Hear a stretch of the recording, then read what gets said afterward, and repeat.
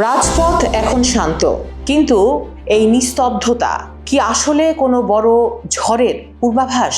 মুদ্রাস্ফীতি 42% ছাড়িয়েছে, রিয়ালের মান তলানিতে। আর ওদিকে ট্রাম্পের রণতরী রওনা দিয়েছে পারস্য উপসাগরের দিকে। তেহরানের দেয়ালে এখন কেবল একটা প্রশ্নই প্রতিধ্বনিত হচ্ছে, 1979 সালের সেই বিপ্লবের কাঠামো কি আর টিকে থাকবে?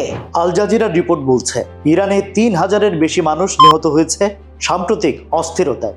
বাইরে থেকে মনে হচ্ছে সরকার নিয়ন্ত্রণ নিয়েছে, কিন্তু ভেতরে ভেতরে একটা রূপান্তর শুরু হয়েছে।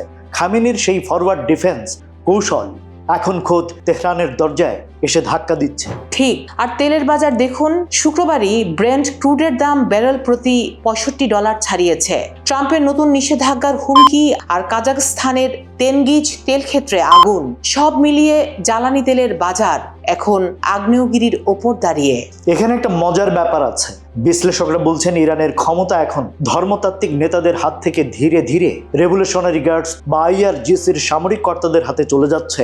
অর্থাৎ শাসন ব্যবস্থা থাকলেও তার খোলস বদলে যাচ্ছে। তার মানে ইরান এখন এক চরম সন্ধিক্ষণে। হয় তাদের পারমাণবিক কর্মসূচিতে বিশাল ছাড় দিয়ে ট্রাম্পের সঙ্গে টেবিলে বসতে হবে, না হলে আরো বড় গণ অভ্যুত্থানের ঝুঁকি নিতে হবে। একটা কথা আছে না, যেখানে ভয় নেই সেখানেই পরিবর্তনের শুরু। ইরানের মানুষকে এখন সেই ভয়ের দেয়ালটা টপকে গেছে।